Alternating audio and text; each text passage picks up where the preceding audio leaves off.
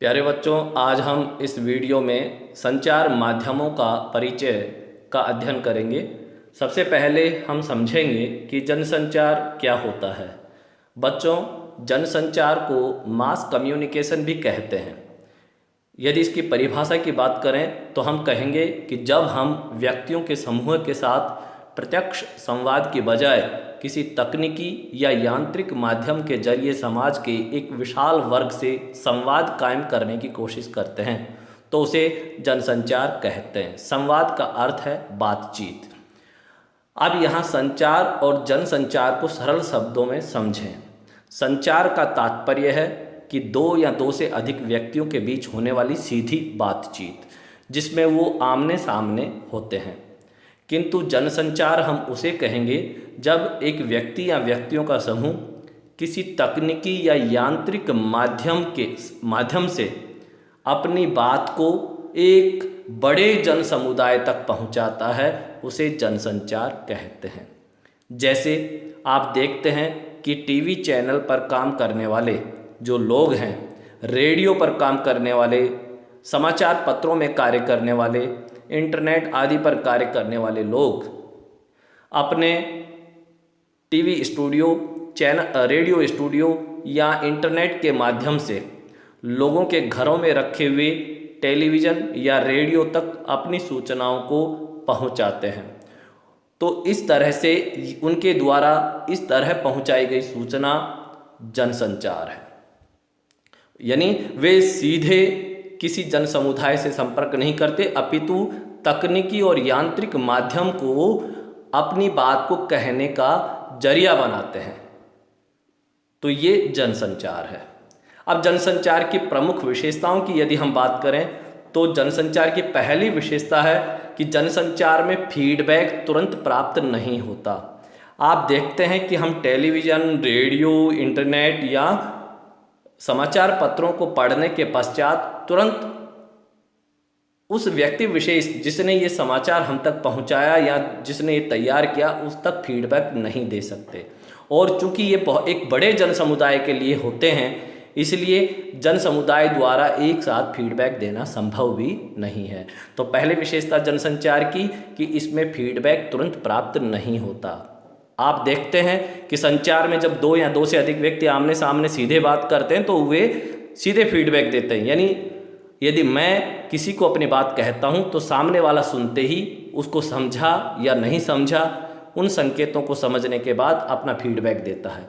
लेकिन जनसंचार में ऐसा संभव नहीं है, क्योंकि रेडियो, टेलीविज़न, इंटरनेट या समाचार पत्रों को तैयार करने वाले जो लोग हैं, उनकी सूचनाओं को तैयार करने वाले लोग दूर बैठे होते हैं, जिनका सीधा संबंध श्रोता या दर्शकों से या पाठकों से नहीं होता। दूसरी जनसंचार की महत्वपूर्ण विशेषता है कि ये संदेश सबके लिए होते हैं। आप देखते हैं कि इन जनसंचार के साधनों द्वारा दिखाई जाने वाली सूचनाएं एक बड़े वर्ग के लिए होती हैं, सभी के लिए होती हैं, किसी व्यक्ति विशेष के लिए नहीं होती।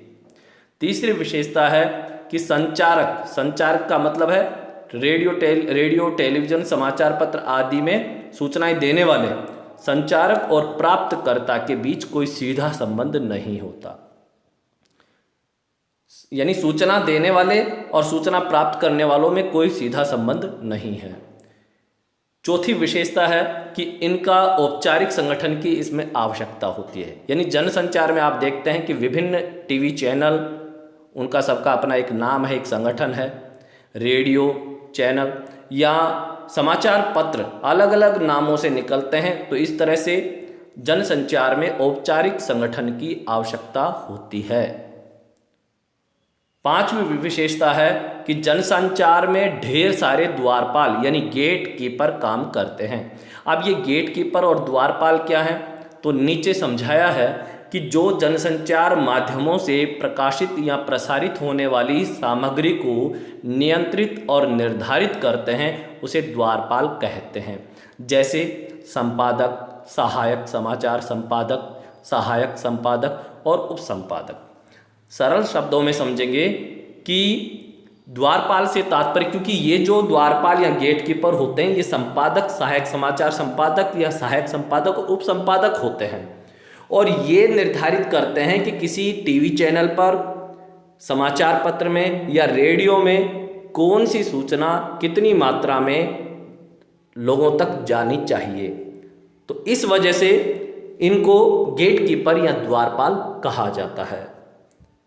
आगे हम बढ़ते हैं जनसंचार के कार्यों की तरफ। तो प्यारे बच्चों, जनसंचार के कार्य यदि हम देखें तो कौन कौन से होते हैं। देखो, जब इन चीज़ों को याद करते हैं तो अपने मस्तिष्क में इस बात को रखें कि रेडियो, टेलीविज़न या इंटरनेट, अखबार आदि क्या क्या कार्य करते हैं। सूचना देना इनका पहला कार्य। हम विभिन्न प्रकार की जो राष्ट्र या जो विश्व स्तर की जो समाचार या सूचनाएं प्राप्त करते हैं वह रेडियो, समाचार पत्र, इंटरनेट, टेलीविज़न से ही प्राप्त करते हैं। तो जनसंचार के साधनों का पहला कार्य है सूचना देना। तो अब इसको याद करने की जरूरत है, ये हमें केवल समझना है कि हाँ, इन साधनों से हम विभिन्न प्रकार की सूचनाएं प्राप्त करते हैं कि देश और विदेश में क्या घटित हो रहा है। दूसरा महत्वपूर्ण कारण है शिक्षित करना। प्यारे बच्चों, कोई भी जनसंचार का माध्यम किसी भी देश के राष्ट्रीय जो मूल्य होते हैं उनके लिए अपने नागरिकों के अंदर राष्ट्रीय या देशभक्ति से पूर्ण मूल्यों का विकास करना, लोकतंत्र की शिक्षा देना, मत का महत्व यानी मतदान का महत्व बताना। इसके अतिरिक्त आज कल अगर हम देखें तो सरकार द्वारा विभिन्न या शैक्षिक चैनल भी चलाए जाते हैं, यानी जो शिक्षा के लिए, जैसे ओपन शिक्षा के लिए या दूसरे प्रकार के जैसे स्वयं प्रभा चैनल है, इस प्रकार के अनेक चैनल हैं जो विद्यार्थियों को टीवी के माध्यम से, टेलीविज़न के माध्यम से एजुकेशन देने का काम कर रहे हैं। अतः जनसंचार के माध्यमों का दूसरा कार्य है शिक्षित करना, क्योंकि ये हमें लोकतंत्र की शिक्षा देते हैं, ये हमें कानूनों की जानकारी देते हैं, ये हमें मूल्यों की जानकारी देते हैं, ये हमें अपने इतिहास, हमारी संस्कृति से परिचित कराते हैं और ये हमें हमारे विद्यार्थियों को भी विभिन्न कक्षाएं आदि चलाकर उनको शिक्षित करते हैं। तीसरा महत्वपूर्ण कार्य मनोरंजन करना। तो हम देखते हैं कि जनसंचार के माध्यमों में टेलीविज़न आज मनोरंजन का एक बहुत बड़ा माध्यम बन चुका है। विभिन्न प्रकार के धारावाहिक, फिल्में या कार्टून चैनल आदि के माध्यम से भी लोग मनोरंजन करते हैं। तो जनसंचार के माध्यम मनोरंजन का कार्य भी करते हैं। चौथा कार्य है जनसंचार के माध्यम का एजेंडा तय करना। अब ये एजेंडा तय करना क्या होता है, इसको प्यारे बच्चे समझेंगे। अब हमारे देश में मान लीजिए किसी विषय विशेष या कोई घटना के प्रति एक माहौल तैयार करना है, तो मीडिया वाले उस घटना को इतना ज़्यादा अपने यहाँ प्रसारित करेंगे, अपने चैनल के माध्यम से, अपने टीवी, रेडियो या समाचार पत्र या इंटरनेट के माध्यम से, कि उस मुद्दे या घटना के प्रति वह जनमानस का एक माहौल तैयार कर देते हैं। वो ये दिखाते हैं कि यह जो विषय है, यह जो एजेंडा है, ये देश के लिए जरूरी है, और इस तरह से एक एजेंडा देश का तय करते हैं और फिर उससे सरकार पर दबाव पड़ता है उसके प्रति सतर्क होने के लिए, कार्य करने के लिए। तो इस प्रकार से अगर हम देखें तो एजेंडा तय करने का भी कार्य ये करते हैं। अगला कार्य है निगरानी करना। आपने देखा होगा कि बहुत सी बार हमें टीवी चैनल या समाचार पत्रों में ऐसी खबरें देखने को मिलती हैं जहां टीवी चैनल के गुप्त कैमरों के माध्यम से रिकॉर्डिंग करते हुए सरकारी कार्यों पर निगरानी रखी जाती है, या सरकारी महकमों, सरकारी संस्थाओं में हो रहे कार्यों पर निगरानी रखने का कार्य इन जनसंचार के माध्यमों द्वारा किया जाता है। और यदि कोई खामी या कोई कमी देखने को मिलती है तो उसे जन समुदाय के सामने ये रखते हैं, जिससे सरकार सावधान होकर कार्य करने को विवश होती है। तो निगरानी करना इनका एक और प्रमुख कार्य है। छठा इसका प्रमुख कार्य है विचार विमर्श के लिए मंच उपलब्ध कराना। आपने देखे होंगे कि आजकल टीवी चैनल पर विभिन्न समाचार चैनलों में रोजाना किसी न किसी मुद्दे पर वाद विवाद यानी डिबेट होती रहती है। 4-5 या ज़्यादा लोगों को बैठाकर किसी एक विषय विशेष पर तर्क वितर्क किया जाता है। तो यहाँ जो जनसंचार के माध्यम हैं वे किसी भी मुद्दे पर विचार विमर्श के लिए मंच उपलब्ध कराने का कार्य भी करते हैं। ये महत्वपूर्ण है। तो ये जनसंचार के कार्य थे। अब हम देखेंगे कि जनसंचार के विभिन्न माध्यम कौन कौन से हैं। हालांकि हम इनसे परिचित पीछे का जो वर्णन हमने पढ़ा उससे हो चुके हैं। जनसंचार का जो पहला माध्यम है वह है प्रिंट। प्यारे बच्चों, अब जनसंचार के विभिन्न माध्यम कौन कौन से हैं इन्हें यदि हम देखें तो सबसे पहले समाचार पत्र पत्रिकाएं जनसंचार का एक मुख्य माध्यम है। दूसरा रेडियो, तीसरा स्थान टेलीविज़न, चौथा सिनेमा और पांचवा इंटरनेट। ये जनसंचार के विभिन्न माध्यम हैं जो बहुत लोकप्रिय होते हैं और विभिन्न प्रकार से विभिन्न माध्यमों से ये अपनी अपनी समाचार अपनी अपनी जानकारियाँ मनोरंजन के कार्यक्रम प्रसारित करते हैं। आगे हम बढ़ें, एक एक जनसंचार के माध्यम की जानकारी और उसका इतिहास जानते हैं। तो हम देखते हैं कि सबसे पहले समाचार पत्र पत्रिकाएं अखबारी पत्रकारिता को अस्तित्व में आए 400 साल हुए हैं। प्यारे बच्चों, इनको एक एक अंक के आपके 5 प्रश्न आते हैं, अतः इनको ध्यान से देखेंगे। यानी समाचार पत्र पत्रिकाओं का यदि इतिहास हम देखें तो अखबारी पत्रकारिता को प्रारंभ हुए 400 साल हुए हैं ऐसा माना जाता है लगभग। दूसरी बात यह है कि भारत में अखबारी पत्रकारिता यानी समाचार पत्र पत्रकारिता का जो आरंभ हुआ वो सन 1780 में हुआ था जेम्स ऑगस्ट हिकी के बंगाल गजट से। यानी जेम्स ऑगस्ट हिकी नाम का व्यक्ति था जिसने कोलकाता से बंगाल गजट नामक समाचार पत्र निकाला था 1780 में, और यहीं से भारत में पत्रकारिता अखबारी पत्रकारिता प्रारंभ हो गई थी। ध्यान रखेंगे, 2 बातें महत्वपूर्ण है। एक, 1780 में आरंभ हुआ भारत में। दूसरा, यह कोलकाता से निकला था। तीसरी जो महत्वपूर्ण बात है इसमें वो जेम्स ऑगस्ट हिकी नामक व्यक्ति ने प्रारंभ किया और बंगाल गजट नामक समाचार पत्र था। तो पहला समाचार पत्र भारत का था बंगाल गजट, जो कि 1780 कोलकाता से निकला था। अगली महत्वपूर्ण बात है कि हिंदी का यदि हम बात करें तो हिंदी का पहला समाचार पत्र कौन सा है? हिंदी का पहला समाचार पत्र है उदंत मार्तंड। तो प्यारे बच्चों, उदंत मार्तंड समाचार पत्र पहला समाचार पत्र है हिंदी का। तो इसको हम देखेंगे, हिंदी का पहला, और ये साप्ताहिक था, साप्ताहिक समाचार पत्र जिसको उदंत मार्तंड, और ये भी कलकत्ता से निकला था। कलकत्ता जिसे कोलकाता भी कहा गया बाद में, तो ये भी वहीं से निकला, लेकिन यह बाद में जाकर यानी 1826 में पंडित जुगल किशोर जी के प्रयत्नों से संभव हुआ। तो पंडित जुगल किशोर शुक्ल के संपादन में 1826 ईस्वी में कलकत्ता से हिंदी का पहला साप्ताहिक समाचार पत्र उदंत मार्तंड प्रकाशित हुआ।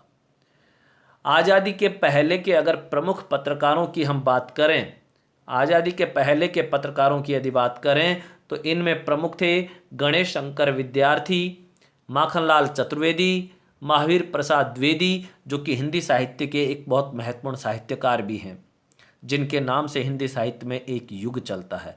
और माखनलाल चतुर्वेदी जिन्होंने एक पुष्प की अभिलाषा कविता लिखी, और कक्षा 9 में आप लोगों ने इनकी कविता पढ़ी थी, कैदी और कोकिला, ये वही माखनलाल चतुर्वेदी हैं। तो ये एक पत्रकार भी थे, आज़ादी के पहले इन्होंने पत्रकारिता की है। अगला नाम प्रताप नारायण मिश्र, शिव पूजन सहाय, ये साहित्यकार भी हैं और पत्रकार भी रहे हैं, और बाल मुकुंद गुप्त। तो ये प्रमुख पत्रकार थे जो आज़ादी से पहले पत्रकारिता करते थे। तो बच्चों, इनमें से प्रमुख नाम आप ध्यान रखेंगे, गणेश शंकर विद्यार्थी, माखनलाल चतुर्वेदी, महावीर प्रसाद द्विवेदी, प्रताप नारायण मिश्र, शिव पूजन सहाय, बाल मुकुंद गुप्त आदि। और भी बहुत सारे हुए, लेकिन ये प्रमुख नाम थे। आगे हम बढ़ते हैं कि आज़ादी के पूर्व कुछ प्रमुख पत्र पत्रिकाओं के अगर नाम पूछे जाएं तो हम उनमें बताएंगे कि पहला नाम जैसे हम कहेंगे केसरी, ये एक समाचार पत्र था अकेला, तो यहाँ हम इसके इन्वर्टेड कॉमा लगा सकते हैं। दूसरा है हिंदुस्तान, तो हिंदुस्तान यहाँ एक समाचार पत्र हो गया हिंदुस्तान। तीसरा है सरस्वती, ये एक समाचार पत्र है। चौथा है हंस, और पांचवा करमवीर, छठा प्रताप, और आज और विशाल भारत। ये प्रमुख समाचार पत्र आज़ादी से पहले प्रकाशित हो रहे थे।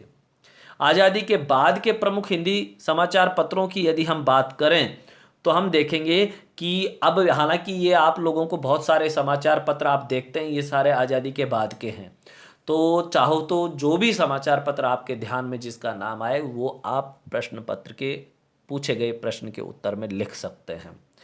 जैसे नवभारत टाइम्स, दैनिक भास्कर, दैनिक जागरण, अमर उजाला, जनसत्ता, और भी बहुत सारे समाचार पत्र हैं जो काफ़ी समय से निकल रहे हैं। ये तो थी समाचार पत्र पत्रिकाओं के इतिहास की बात और उनके विकास की बात। अब है रेडियो, जनसंचार का दूसरा महत्वपूर्ण माध्यम। बच्चों, रेडियो एक ध्वनि माध्यम है जिसको हम श्रव्य माध्यम भी कह सकते हैं। श्रव्य या ध्वनि माध्यम कहने का तात्पर्य है कि रेडियो से प्रसारित कार्यक्रमों को केवल सुना जाता है, वह श्रवण का विषय है, सुनने का विषय है, इसलिए उसको श्रव्य माध्यम कहा जाता है। जबकि आप देखते हैं टेलीविजन में देखा और सुना दोनों जाते हैं, इसलिए उसको दृश्य श्रव्य माध्यम कहा जाता है। दूसरा बिंदु इसका हम देखें, रेडियो का जो आविष्कार हुआ वो सन 1895 में इटली के जी मार्कोनी ने किया था। 1895 में इटली के जी मार्कोनी ने रेडियो का आविष्कार किया था। भारत ने 1921 में मुंबई में टाइम्स ऑफ इंडिया ने डाक तार विभाग के सहयोग से पहला संगीत कार्यक्रम प्रसारित किया था।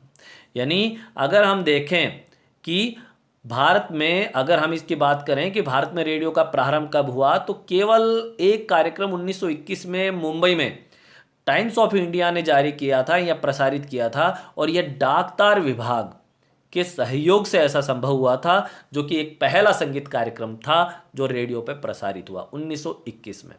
लेकिन यहाँ भारत में रेडियो की विधिवत स्थापना नहीं हुई थी। विधिवत रूप से रेडियो के नियमित रूप से कार्यक्रम संचालित नहीं होते थे। यह तो केवल एक संगीत कार्यक्रम था जो 1921 में प्रसारित हुआ।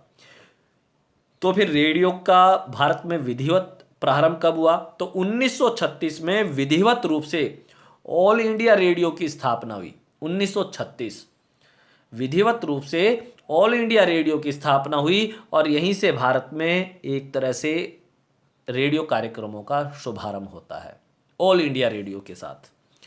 आज़ादी के समय तक देश में कुल 9 रेडियो स्टेशन थे। यानी जब भारत आज़ाद हुआ उस समय तक भारत में 9 रेडियो स्टेशन थे। कौन कौन से? लखनऊ, दिल्ली, बम्बई, कलकत्ता, मद्रास, तिरुचिरापल्ली, ढाका, लाहौर और पेशावर।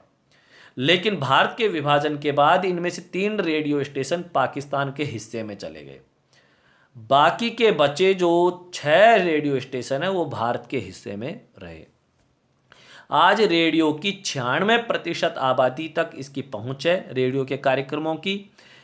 और 1993 में एफएम, जिसको फ्रीक्वेंसी मॉड्यूलेशन भी कहते हैं, 1993 ये जो एफएम, आज रेडियो पे विभिन्न प्रकार के एफएम कार्यक्रम या एफएम चैनल पर जो विभिन्न प्रकार के कार्यक्रम सुनते हैं, उस एफएम का आरंभ 1993 में हुआ था।